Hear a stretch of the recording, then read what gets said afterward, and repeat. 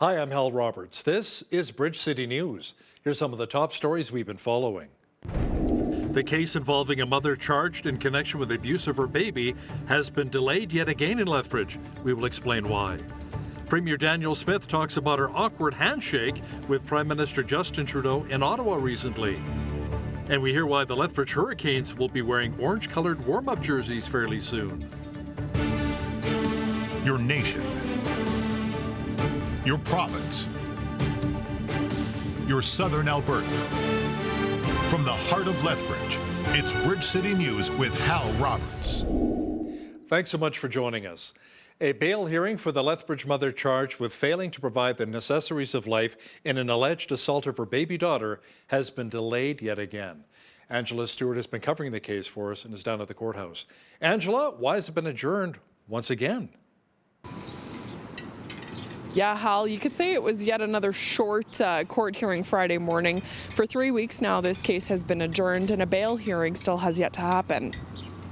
The mother cannot be named as there is a publication ban in effect in order to protect the victim's identity. She didn't make an appearance as it was waived by her defense counsel, John Oman. Oman told the court that the file is moving along and that they were not seeking bail at this time. The mother has been charged separately and is not co-accused along with the father in the case. He is also not being named. After receiving a welfare tip from the public, police rescued a 6-week-old baby girl on January 18th. It's alleged she had been abused multiple times and her injuries were extensive. She was taken to Alberta Children's Hospital in Calgary where she remains in critical condition. Her 52-year-old father is charged with aggravated assault, sexual interference, and failing to provide the necessaries of life. Her 31-year-old mother is charged with failing to provide the necessaries of life.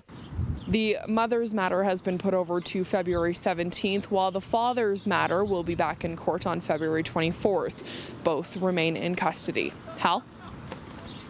Thanks so much, Angela. That was Angela Stewart from the provincial courthouse. The province announced the appointment of 5 more judges and 4 justices of the peace to fill provincial court vacancies in both Calgary and Edmonton. Officials say this will allow for a faster and more responsive court system. Each year, provincial court takes on more than 100,000 criminal cases, 17,000 family and child protection cases, and around 10,000 civil cases. Lawyers with at least 10 years at the bar can apply to become a provincial court judge, and if they have at least 5 years, can apply to become a justice of the peace. Justice of the Peace appointments are for a 10-year period. Alberta Premier Danielle Smith addressed the awkward handshake she and Prime Minister Justin Trudeau had in Ottawa recently. Smith says she and Trudeau shook hands moments before the media entered the room for a photo op. Look, I had walked into the room and I'd already shaken his hand. So we'd already said our hellos. And then we were going to our respective chairs waiting for the media to come in. So I was taken a bit by surprise that he wanted to shake hands again. So we kind of missed the landing. It was a little bit awkward, but we ended up having a really good discussion after that. Prime Minister Justin Trudeau attended a vigil in honor of the victims of the fatal daycare bus crash in Laval, Quebec. Trudeau laid flowers and called the tragedy senseless.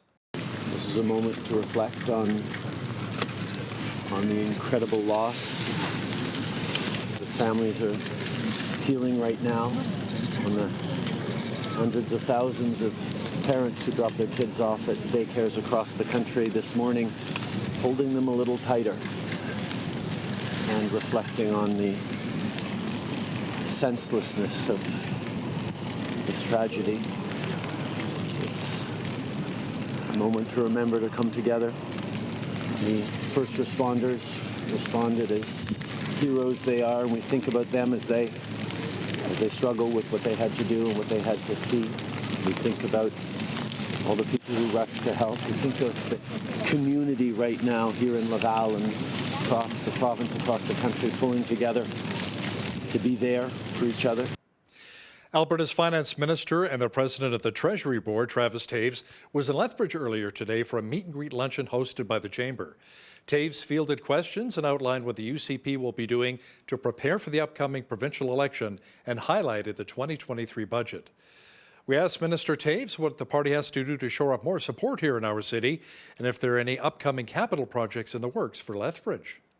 Obviously, Highway 3 has been a priority of ours. We signaled that priority as part of our economic recovery plan way back in, would have been in the summer of 2020.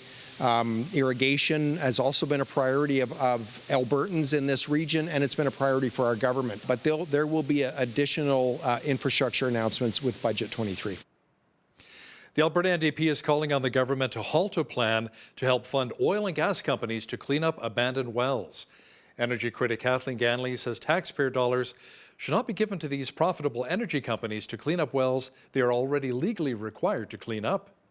Now, Danielle Smith wants to give another $20 billion in royalty credits to these companies for something they are already obligated to do.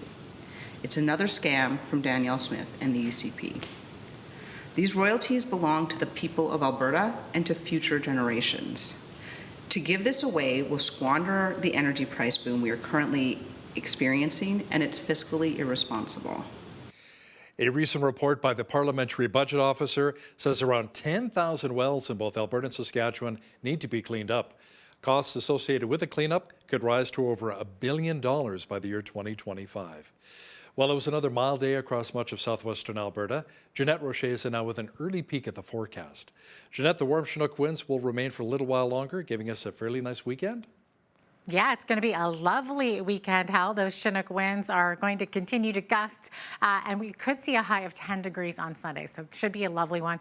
Speaking of those winds, though, we could see those gusts up to 50 kilometers per hour overnight this evening.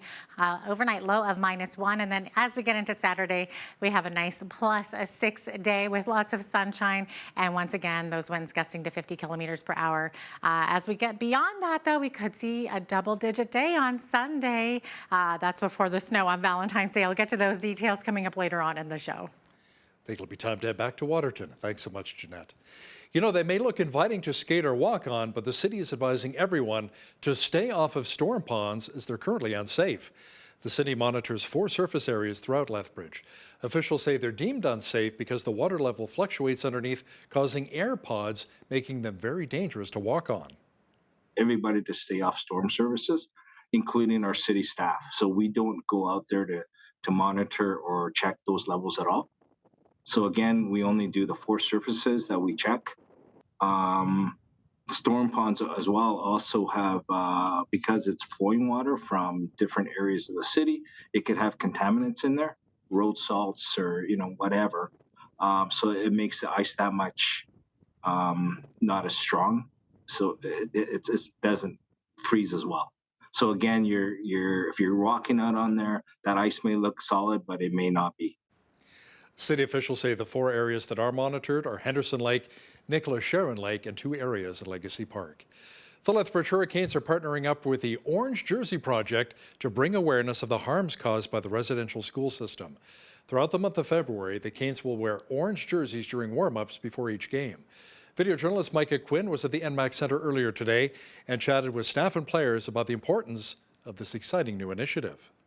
We were approached to be involved with many other teams across the league, and we felt that it was extremely important for us to acknowledge the history, Canada's history, and its involvement in Indian residential schools. The Orange Jersey Project has put an emphasis on supporting Indigenous residential school reconciliation, along with raising awareness of the concept that every child matters. This includes adults that are still healing from trauma, like physical and sexual abuse at the hands of teachers from residential schools. Kathy Hong works with the Lethbridge Hurricanes, and she told us the team is excited to be able to partner with the Orange Jersey Project. We'll be wearing orange jerseys designed by the Orange Jersey Project throughout the month of February in our warm-ups. This will help to really get the conversation going and share information about the Orange Jersey Project. Residential schools also separated Indigenous children from their families for long periods of time, and they were not allowed to speak their own language or acknowledge their heritage. Braden Edwards, a forward with the Canes, explained why wearing the jersey is so important to him. Being an Indigenous person, I've been really following my roots back home and all that stuff, so it's really important to me and my family. We all take pride in being an Indigenous person, and we're just proud to wear it. Cane staff told us you can bid on the jerseys via auction at each Hurricanes home game, and the proceeds for the initiative will go to support the Orange Jersey Project. For Bridge City News, I'm Micah Quinn. Now here's a blast from the past. The Lethbridge Hurricanes will be celebrating the 40th anniversary of the Lethbridge Broncos championship team from 1982 and 83. The Canes will wear special throwback jerseys tonight at the NMAC Centre against the Medicine Hat Tigers. The jerseys will then be auctioned off online afterwards. We're really excited to have the members, quite a few members of that, the 1982-83 Broncos with us for the game tonight. Just being able to recognize their 40th anniversary of the WHL championship win. It's a big part of our history for sure for the organization, and we're really excited to be able to celebrate them. Members of the Broncos championship team will be in attendance and will be honored during a pre-game ceremony. There's also a chance for autographs afterwards with members of the team. Recent statistics show that more and more Canadians are calling 211 for help. During the first 6 months of the last year, there was a 13% increase of people reaching out for public assistance, social insurance programs, and financial help, while contacts related to housing and shelter rose by 19%. Those who needed counseling rose 34%. The United Way of Lethbridge and Southwest Alberta will be celebrating 211 Day tomorrow. Now, to chat about this in more detail is the Executive Director of the United Way here in Lethbridge, Jackie Salazak, who joins us here from the city. Now, Jackie, so what exactly is 211 Day all about? 211 Day is an opportunity for United Ways across Canada to raise awareness about an opportunity for help that's out there. It's non-emergency type of help. People can call, text, or go online and see what help is available for non-emergency social assistance and government help that's out there for people that are really looking for that significant type of help that really is available. 211 is available in over 150 languages, and it's available 24/7, and people can call, text, or go online and find that information. Now, Jackie, from what you've seen in our community, how much have the pandemic and inflation really impacted us here? It appears as though many are still feeling the effects, whether it's financially or mentally and emotionally. The cost of living has increased. We're seeing more and more calls coming in at the 211 number. Organizations are seeing an impact out there as well. The pandemic has really changed people's lives. And so with that, people are needing more assistance. CERB is not available anymore. And so that has impacted people's lives, certainly. And so the cost recovery on that for individuals and families really is necessary when people are looking for financial support. Thanks so much, Jackie. That was Jackie Salazak, Executive Director of the United Way for Lethbridge in southwestern Alberta. Ontario Conservative MP Melissa Lantsman blasted the Trudeau government over the Parliamentary Budget Officer's report, which states that it is not worth the government's time to try and recover billions of dollars in COVID overpayments.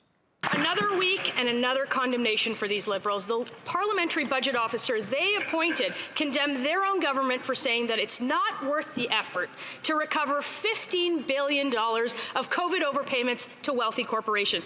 So worse, they haven't changed a thing. The Auditor General said so too. They hired 10,000 more tax collectors. $15 billion, Madam Speaker, is $1,000 per Canadian household, per family. Not worth it? Are they kidding?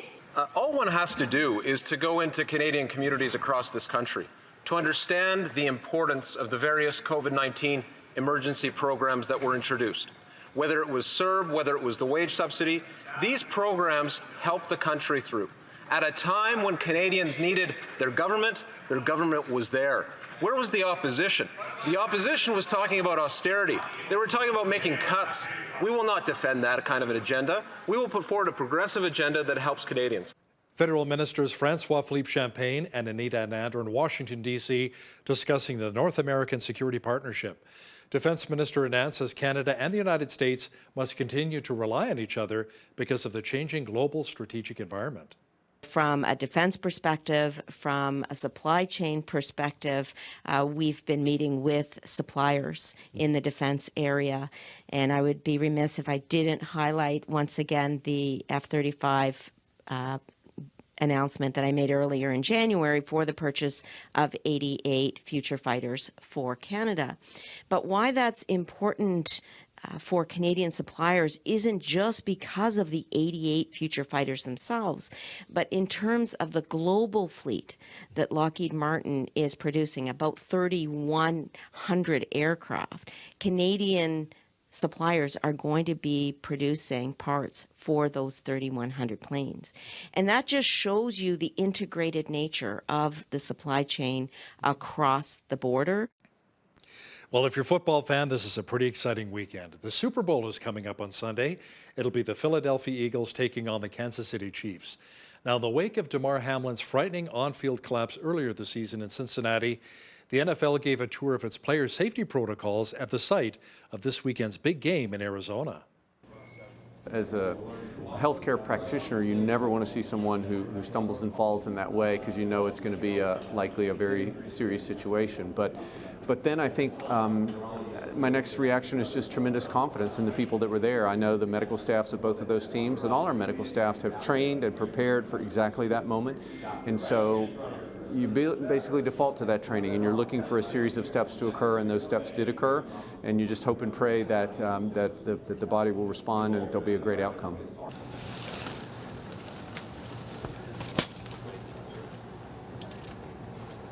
One of the essential elements of a concussion examination is visual attention, being able to really engage. And obviously the stadium can be very visually distracting. Being inside here allows us to get a better exam. Yeah, well, I think we've made great strides in the area of concussion, both in our ability and understanding how to diagnose and in safely returning players. But our focus is really on prevention, and not only concussion, but head impacts. I mean, the best way we can prevent and reduce concussions are to reduce head impacts. So now we've got technology to actually be able to quantify that. We can count how many helmet impacts for every player. We'll be sharing that information with coaches, with players, teams, so that we can act against it. And make no mistake, our goal is very simple. We want to see the number of head impacts go down. Should be an exciting football game. Well, we had lots of sunshine and warmer temperatures across much of southwestern Alberta again today, and that trend should continue into the weekend as well. Full weather details are coming up.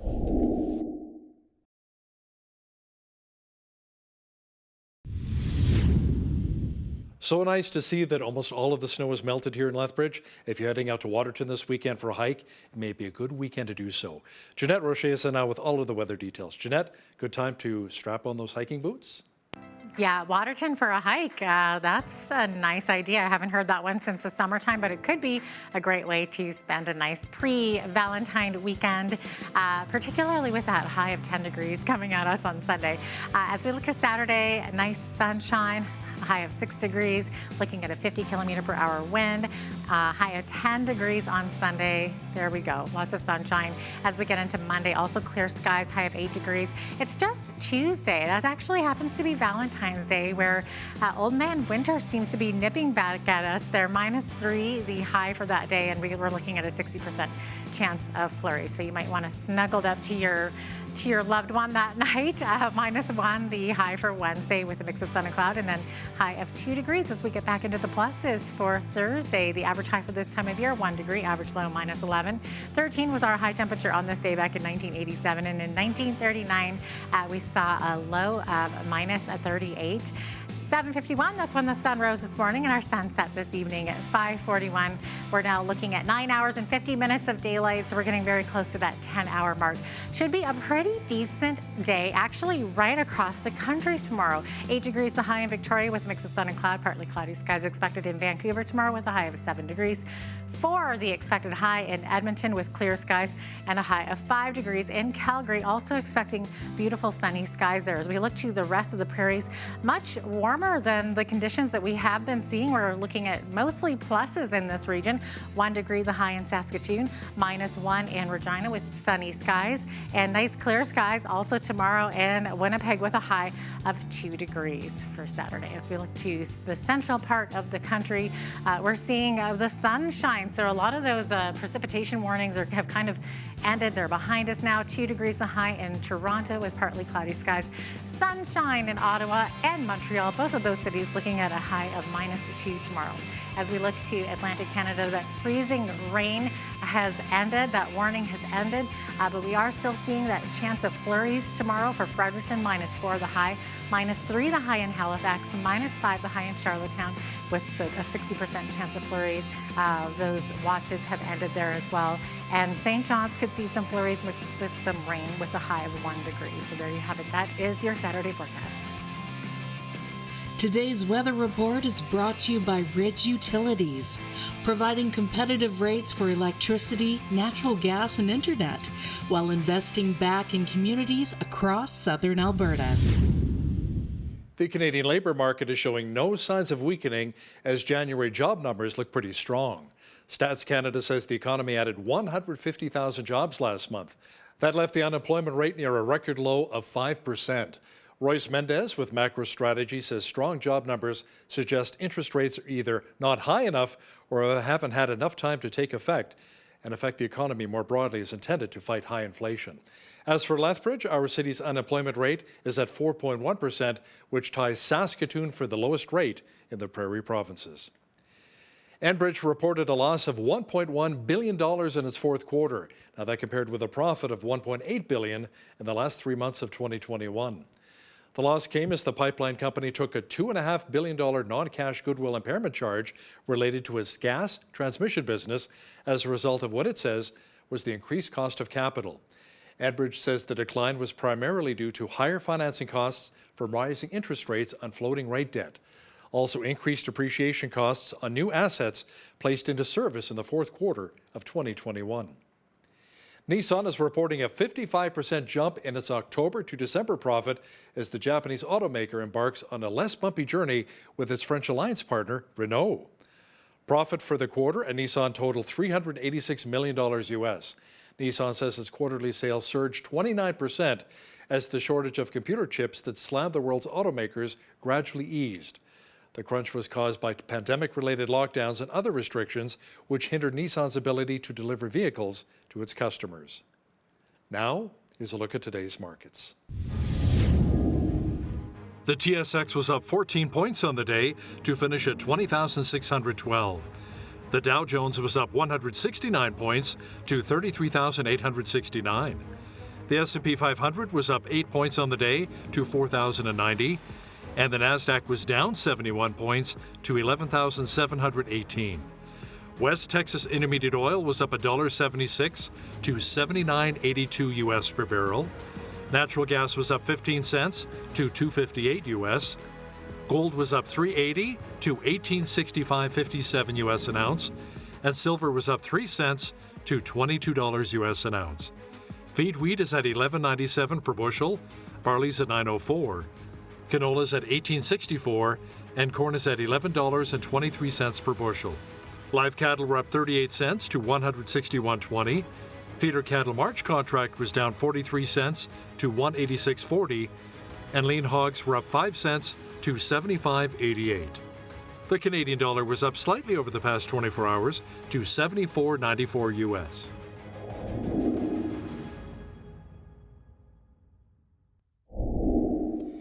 Recapping one of our top stories, the case involving a mother who is being charged with failing to provide the necessaries of life to her now 9-week-old baby girl has been adjourned in Lethbridge Court until February the 17th. The defense team says the case is moving along and they will not seek bail for their client at this time. A mother and father both face charges separately in connection with a baby who was allegedly assaulted and sexually assaulted in Lethbridge. The number of Canadians who feel that certain governments have been trampling on our rights. Coming up, we'll hear from the chairman of the group called Police on Guard for Thee, who says our charter rights have been violated for quite some time. Watch the interview with Clay Farnsworth and BCN's Jeanette Rocher coming up shortly. Listen, if you see news happening in your community, be sure to send us an email at info@bridgecitynews.ca. We'd love to hear from you.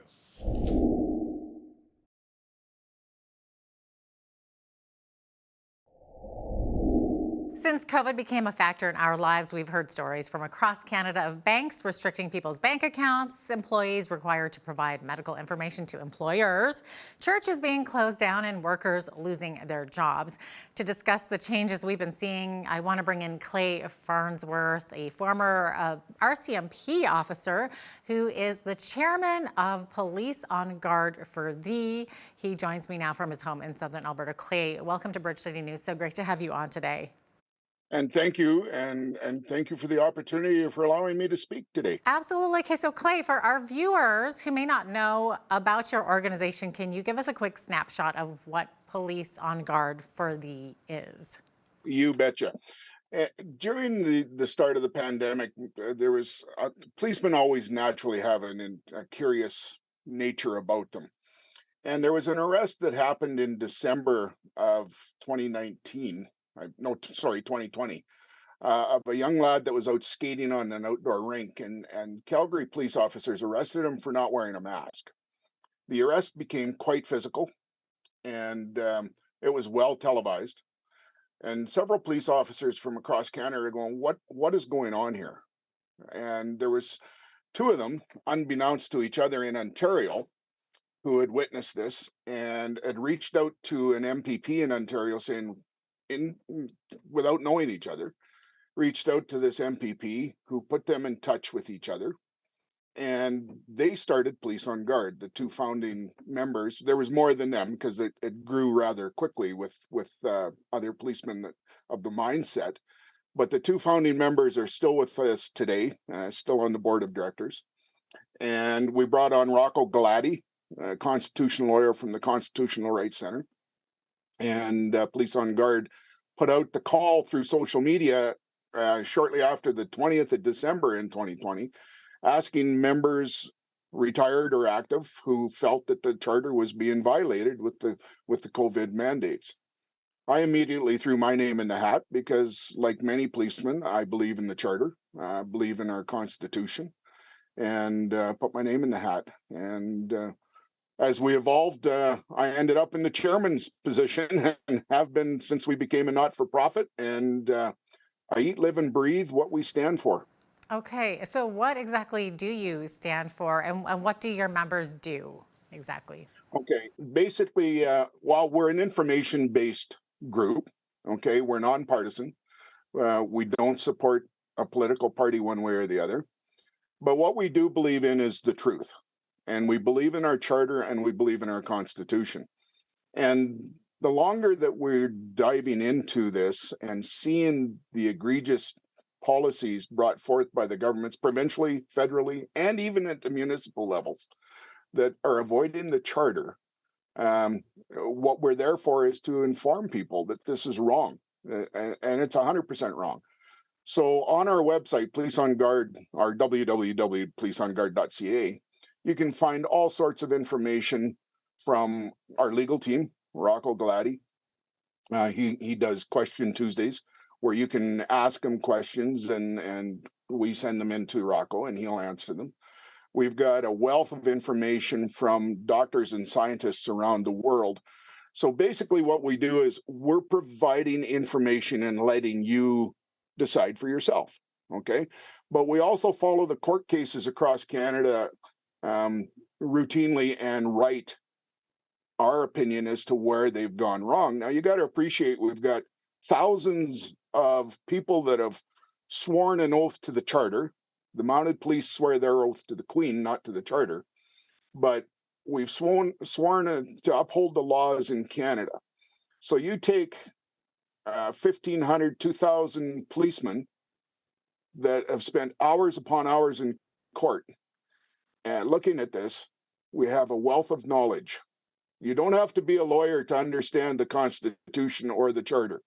So we have a wealth of knowledge that we're gathering all the time and understanding where the government is going wrong. And the courts too. There's many poor court decisions not based on the Charter. Mm-hmm. And how many members do you have?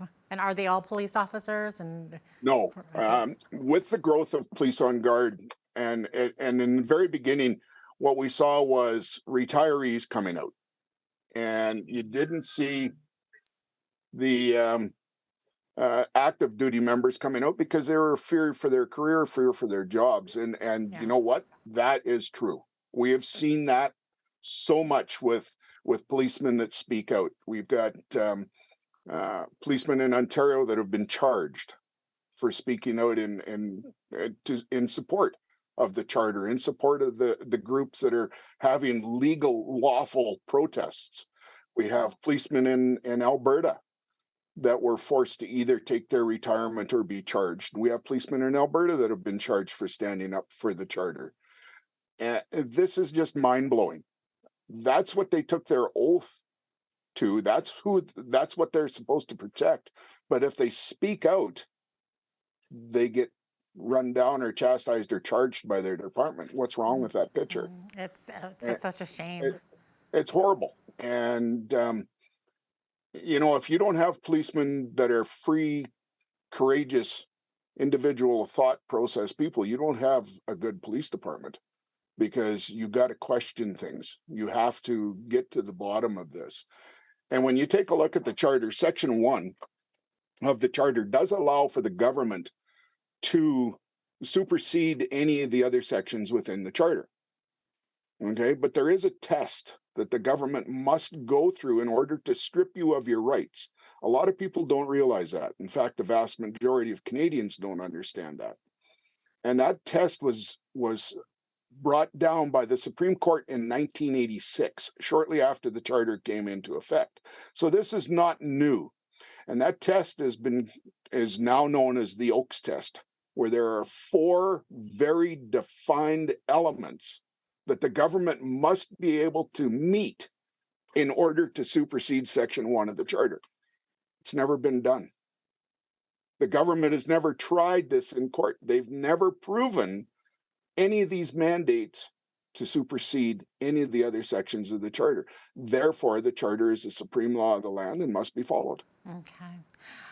Before we run out of time, there are a couple of cases, a couple of situations that we've become aware of, and I wanted to ask you about it, being a former police officer yourself. So, we started out by talking about, of course, people losing their jobs, and you were just alluding to that as well. So, and then we're also looking at the overreach of banks and schools and government branches. So, let's start with there's an alleged account of a credit union in Manitoba. Okay, so the information that we've received is that one of their clients made a purchase and the bank reported it to the police. I believe you're aware of the situation. Can you maybe describe it? I would have to go back through the post. I believe that we actually posted on that case in our website. Right. And I'm currently working on some other stuff. So Jeanette, I'm sorry to remember the individual ones right now without a little too specific for you. Yeah. Okay. Yeah. I think what it was the individual had purchased a gas mask, and somehow the credit union. A gas mask or a gas can? It was something like that. A gas can. Yeah. But if you go back through, and there's many articles coming out now, and many I guess disclosures happening. FCC Canada, the Farm Credit Corporation of Canada, they were encouraging their employees to follow people's purchases and report after the EA ended. So there's something wrong when you have financial institutions that are going out and doing this type of stuff. And even with the EA, when you get into listening to the transcripts and talking with the lawyers involved in there, and I've had meetings with Keith Wilson, phenomenal lawyer, great man, good head on his shoulders, totally understands this. And the stuff he was able to bring out in the inquiry and the egregious overreach of the government in doing this without proper court procedures, no warrants, no nothing. And the whole reason they went to the EA was some of the banks were encouraging it because then they could label the protesters as terrorists. Right. Yeah. Okay. Mm-hmm. But the sad part of this whole thing is that we had a Superior Court judge in Ontario rule that the Freedom Convoy was legal. They weren't doing anything wrong, but yet the government went to that and drop the EA, which I think and I hope is going to come back to bite them, because it should have never been done. Yeah. There was no requirement there for the Emergencies Act.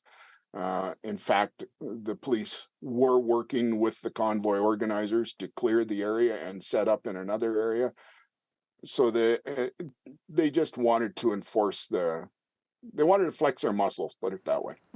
Absolutely. And I know, like, we've seen so much overreach with banks and the shutting down of bank accounts and then monitoring activity. And then in one case, there was where a credit union employee was monitoring the person's Facebook page.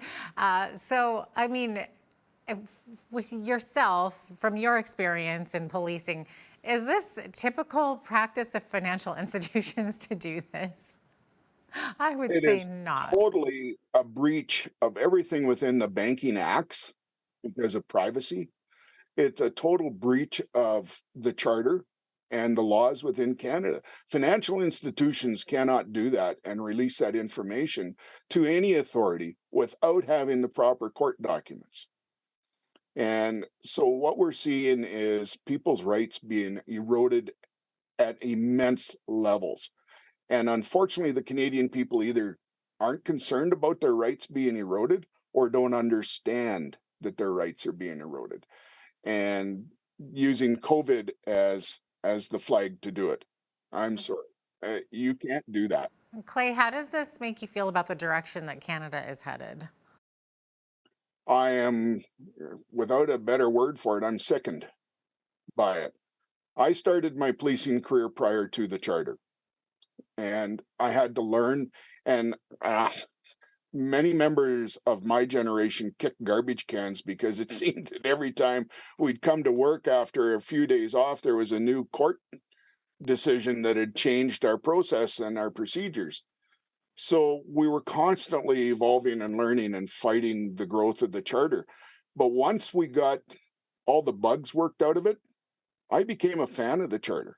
I literally did. And I understood that this was going to make us be better policemen. We couldn't shortcut things. We couldn't trample people's rights. We had to follow strict guidelines set by the courts in order to get our convictions for the bad guys.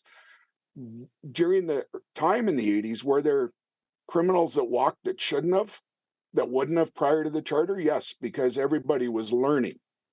The courts were learning, the lawyers were learning, and especially the enforcement agencies were learning how to make changes to comply with that. But once you did that and followed the procedures set down by the court and case law, I mean, everything is decided through case law, you had really, really strict cases that lawyers had a hard time to beat because there was no avenue to beat it anymore. So the conviction rates actually started to go up when they should have, because the police were doing their job, in my mind, in my experience. Okay. So to defend the charter, you bet. I mean, I didn't think that at my age, because I retired in 2005 after 25 years, that I would ever have to come back and defend our Canadian Charter of Rights and Freedoms. Yeah. Yeah, Here exactly. Can you maybe talk really quickly about how Police on Guard for Thee is advocating for Canadians? You bet. We're holding the government's feet to the flame, so to speak. We have 2 cases before the courts right now, one launched by Police on Guard themselves. A second one is that we spearheaded the largest federal employee lawsuit in Canadian history. We spearheaded that. We did a lot of background work for Rocco Galati. There's well over 600 plaintiffs on that case. It's currently before the court. The government tried to have it thrown out on mootness, which we're starting to see that they're saying, well, the mandates are gone. Well, the mandates aren't gone. Trust me, they're just suspended. So the courts are saying that they're throwing it out on moot. But we argued that on the 19th of January with that law case, or with that civil case. And unfortunately, the decision will not be rendered for 3 months at the earliest. So we don't know if the courts will hear it, but Rocco did a fantastic job in that argument. The Crown did not do such a great job. And so we're hoping that it's going to go forward. The thing that we have to understand when these cases, when the judges are saying that it's moot and turfing it, is that we've never had a decision around the charter on what was brought forward. So without having a decision, the government can redo it. If the judges would hear these cases out and render a decision, and whether it be favorable or not, it doesn't matter, you're going to have case law. So either the government was right or the people were right. But in the cases of these judges, and in my opinion, it is nothing more than a judge not wanting to make that decision. I'm going to wash my hands of this because this is something that I don't want to be involved in. So they use the excuse, get it out of the way, but it hasn't resolved the breach of the charter. Clay, as we've seen all these questionable things take place over the last couple of years, I would imagine there must have been a big shift in morale among officers or among your members. What have you been hearing as feedback from these guys? The members that are still working, especially the senior members, and I'm talking 15 years and up, that I still associate with, are extremely frustrated. They're disappointed in the government. They're disappointed in their labor representatives. They just don't understand how this can be. But the problem is that senior management has such a tight noose around their necks that when they're in uniform, they really can't say anything. But one-on-one, when I have coffee with the guys, whether they're in uniform or not, or when I attend a rally and I speak to the members one-on-one, regardless on which police force it is, that's the message I'm getting. Clay Farnsworth of Police on Guard for Thee, thanks so much for joining us today. Unfortunately, we're out of time, but great having you on. I loved it. Thank you ever so much. Thank you for the opportunity, and call us at any time because everything is evolving. All the best to you and your members, Clay. Thank you.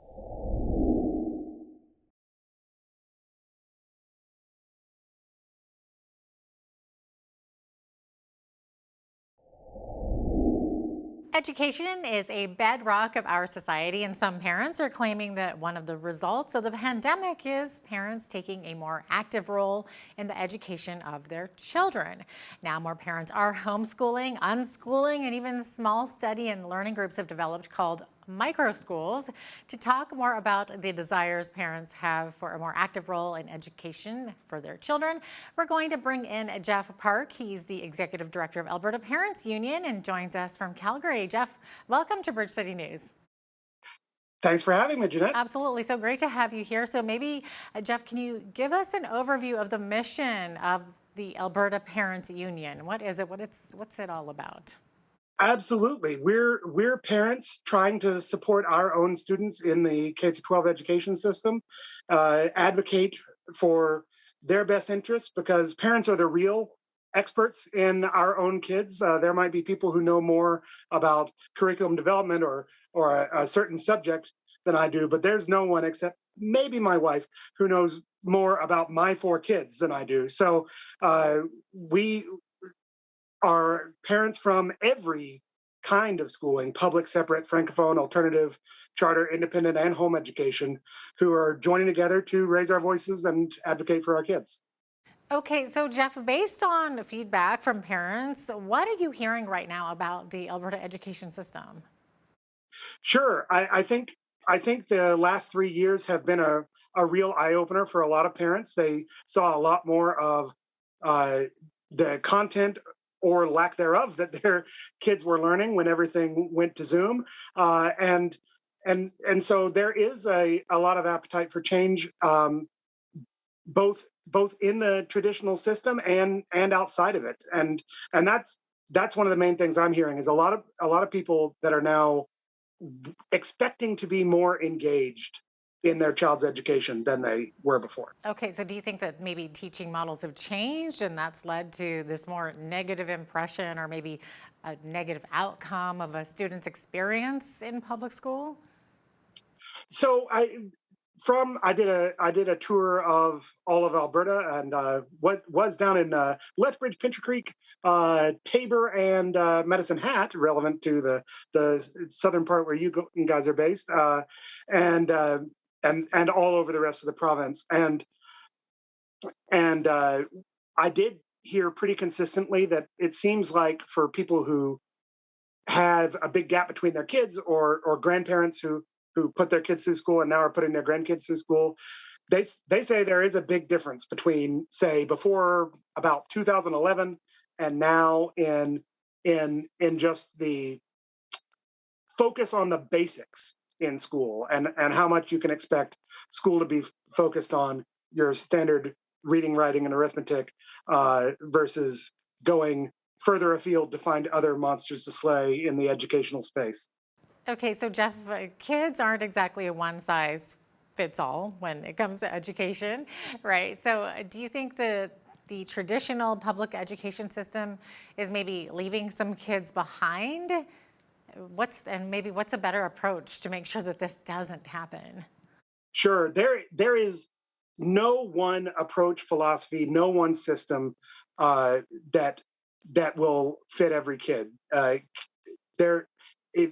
All you have to do is have more than one kid to realize that that every kid needs something a little different to achieve even the same goals, and so that's why we are so thrilled that in Alberta we have such a diverse array of options, and that there's support, so that, because the wealthy are always going to have choice in education, but in Alberta, because we support every kind of choice, or at least very many kinds of choices, then even families like mine are able to exercise a robust choice in education. And so, but you're right. It's children are not one size fits all, so their education can't be one size fits all. And so our approach to schooling can't be one size fits all. And so that's one of the things we're fighting for, is to see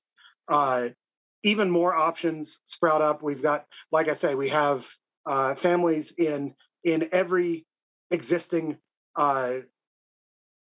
style, type of education in Alberta, and we've got families trying to innovate new ones that are part of our coalition as well. So we're happy to see more options added, so that every parent can find the absolute best fit for their child.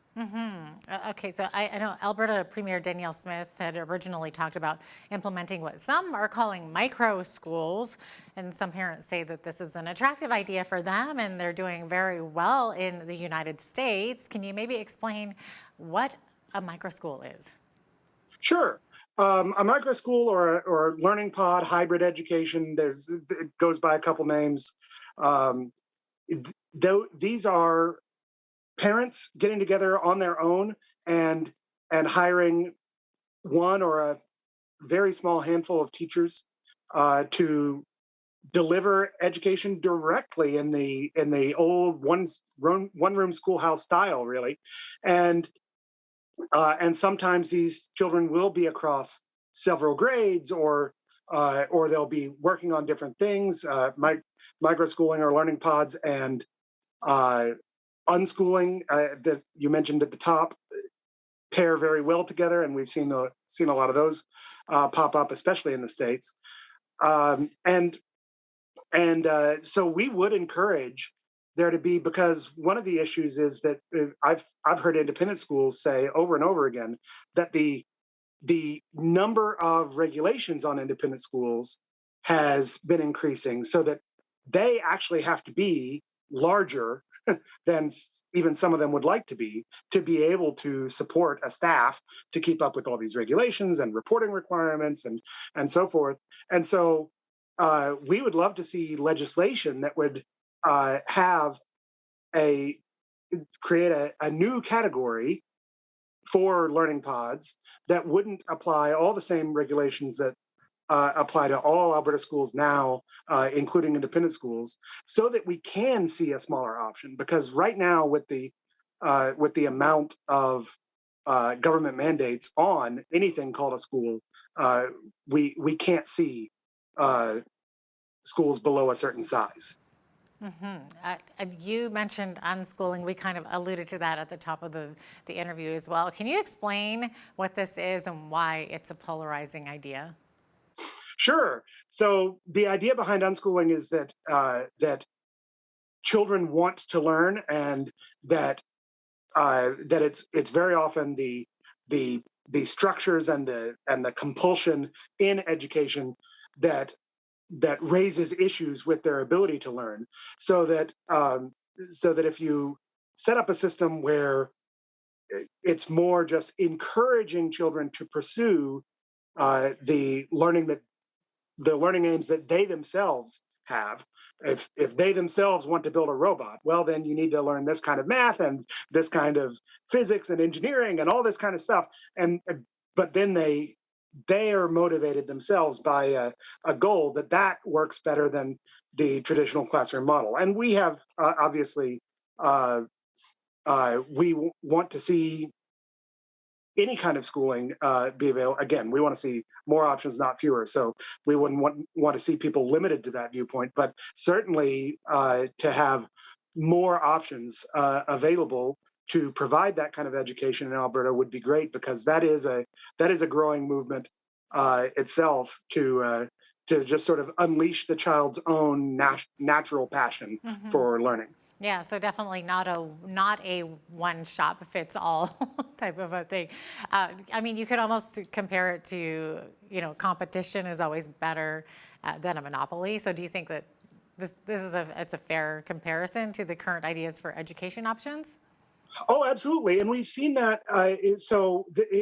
There have been 28 studies of private school voucher systems effect on the quality of education in public schools. And 25 out of the 28 have shown statistically significant positive effects of more competition on the education in public schools. And one of them showed a null effect, and only 2 came back negative. So the evidence is pretty clear when you look at the totality of it, that a rising tide lifts all boats, and that choice and competition drive quality way better than even top-down regulation ever could. Okay, you mentioned a voucher system there. So there's been a lot of talk about that over the years in Alberta here. And I did see on your website that you actually have an online petition going to implement a voucher system. So what are the benefits in your mind for a child's education within a voucher system? That it puts parents back in the driver's seat instead of educrats in Edmonton. That we have a great system already because of the level to which money is allowed to follow the child in our system already. But it is from the educrats down how that money following the child is determined. Whereas we believe that, again, parents are the real experts in their own children's education. If you give that money to parents and let them decide where it goes, then that is a superior system. It will lead to much more innovation. It will lead to much more excellence in the system than trying to drive quality from the top down. Obviously the internet has really opened up a whole new world of education options for parents and their kids. Do you want to maybe talk about that a little bit? Absolutely. Well, so there's always in education policy circles, there's always been a little bit of a debate or a push and pull between class sizes and teacher quality, because there's almost obviously a bit of a trade-off there between you can have twice as many students and only the top half of whatever the pool of teachers might be, or you could have half the number of students in the classroom, but then double the number of students, which seems almost inevitably that you'll introduce some poorer teachers into that mix. And there's a sense in which, now we all got I think a pretty bad experience with online education, but the folks who have worked hard to really do it well, there's a sense in which they've disrupted that whole trade-off to where you can have the very best teachers in the world and a class size of 1 at the same time. And so that obviously has opened up a lot of doors for innovative options that really, again, this idea that an educrat in Edmonton has to approve an idea before anyone can even try it is really slowing down, I think, the amount of innovation we could see if we were to open it up to parents to make those decisions in the best interests of their children. Jeff, I would imagine that you've spoken to many teachers and also other parents. So what's their feedback about their desires for a transition in education? What are they hoping to see? Right. Parents want to be brought back to the table. The entire principle in Alberta under which a school is allowed to tell your kid what to do and to take them for the majority of the day is called in loco parentis, a concept so old that we said it in Latin. The idea that the school is taking the place of standing in place of the parents, which means that they are operating under the parents' authority. They don't have an independent authority of their own.